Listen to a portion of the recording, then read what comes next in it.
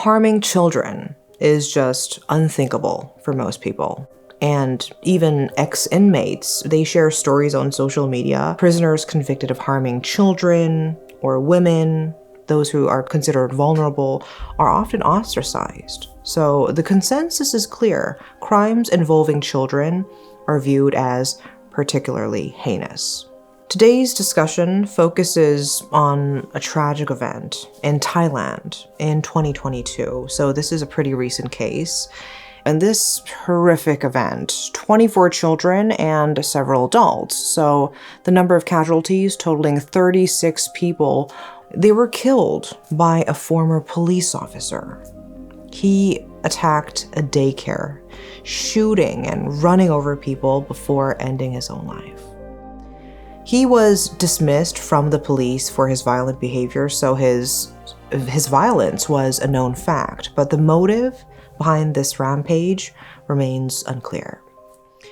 And when it comes to school shootings, we often think of countries with lax gun laws, but in Asia, where strict gun regulations exist, such incidents are rare.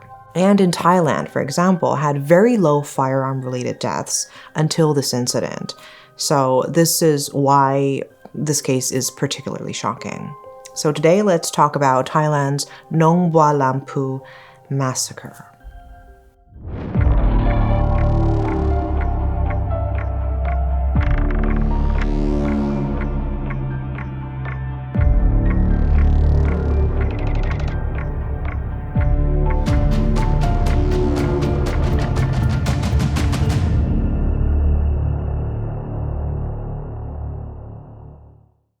On October 6, 2022, this horrific event took place in Thailand. The assailant, Panya Kamrab, drove to Nak Klang district in a white Toyota pickup.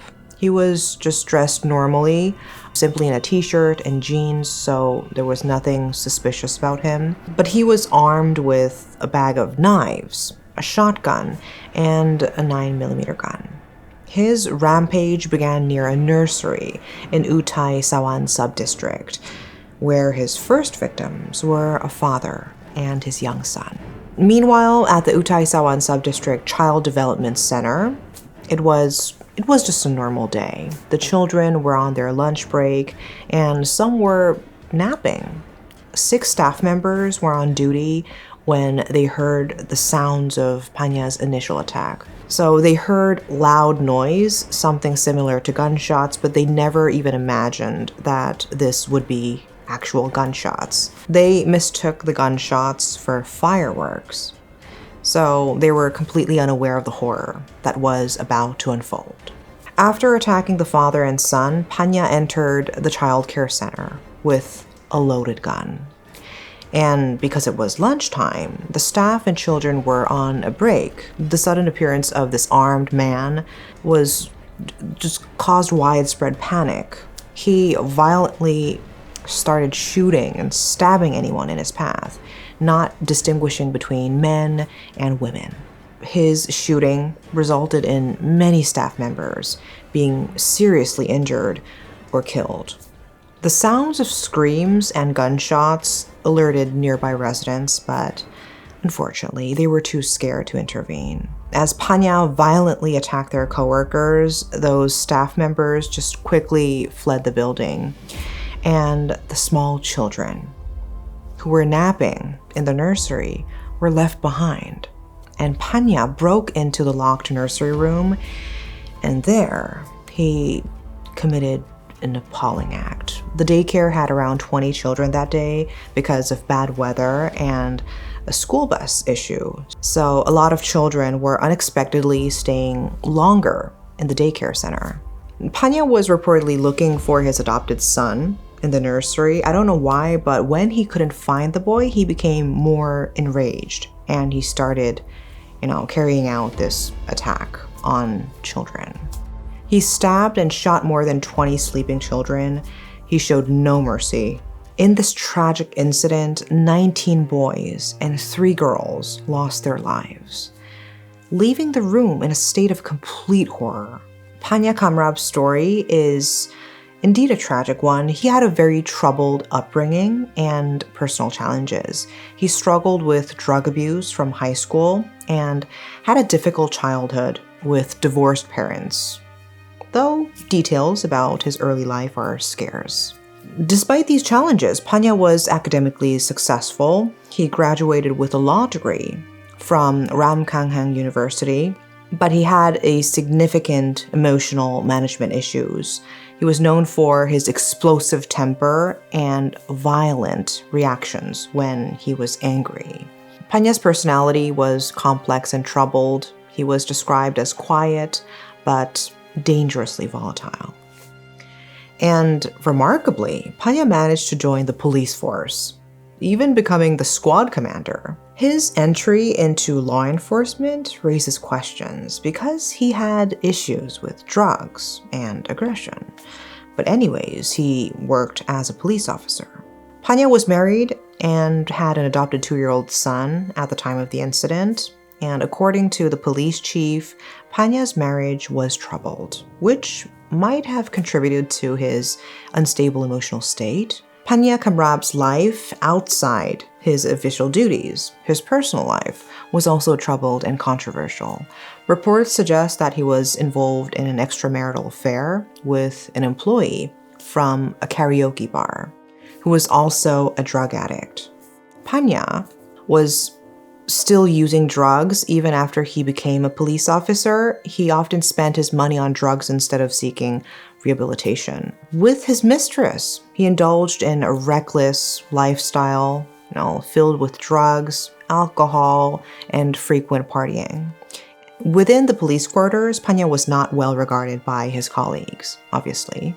They generally avoided him for their own safety, and they were cautious in their interactions with him. They just tried to stay away from him. Panya seemingly interpreted this avoidance as a sign of dominance and increasingly disregarded the rules and conduct expected of a police officer. He often brought friends to drink and was loud in the police dormitory, with no one daring to confront him. Panya's violent behavior extended beyond the police quarters. He reportedly threatened a bank manager with his gun for criticizing his work performance. He also was known to use his firearm indiscriminately, even shooting stray animals for no reason. He was just an angry man. These actions led to the confiscation of his gun by his superiors after they received reports of his behavior. Panya Kamrab's drug use escalated in 2021. He returned to methamphetamine. Some reports indicate that his fellow officers were actually aware of his drug abuse, but just did not intervene. In January 2022, he was arrested, finally, by the Nong Bua Lamphu Provincial Police for drug abuse. Panya didn't deny the charges, and he admitted to using drugs since his youth. His drugs were confiscated, of course, and he faced charges. So his career in the police force ended in June 2022 when he was dismissed. And he also had a trial pending for his drug abuse case scheduled for October 7th of the same year. After his dismissal, Panya was known to have faced financial difficulties and was unable to find another job because of his drug use history. He applied for a position at the Utay Sawan Tambon Administrative Organization, but was quickly rejected.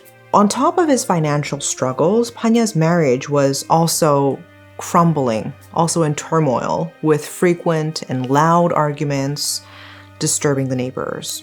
And on the morning of the tragic event, Panya reportedly had an argument with his wife, potentially escalating his already volatile mind. This combination of financial stress, marital problems, and job rejection might have pushed him to a breaking point. It's speculated that these factors might have influenced his decision to target the childcare center, but this in no way justifies his actions. In the aftermath of this horrific attack, those unable to escape the childcare center hid wherever they could, praying for this time to pass, the assailant to leave. Witnesses quickly alerted the police, and local police sent numerous officers to the scene to capture the perpetrator as swiftly as possible. But by the time the officers arrived at around 2:30 p.m., Panya had already left the crime scene. They found only the bodies and traumatized survivors. An eyewitness reported seeing Panya calmly walking back to his car, showing no signs of remorse, and then just driving away. The scene was just devastating. The medics were shocked at the sight of the small bodies scattered throughout the nursery. They also discovered the bodies of the father and son, Panya's first victims.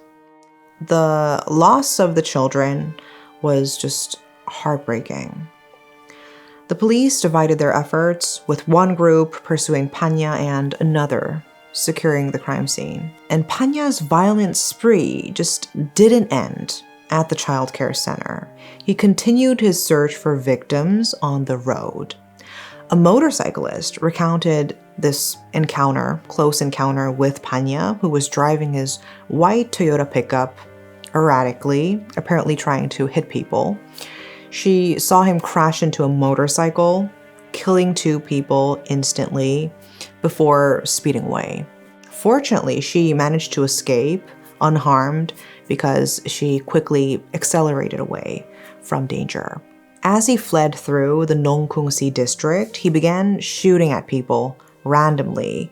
Sources vary on the exact number of casualties, but it's reported that 7 to 11 people, including adults and children, were killed during this phase of his attack.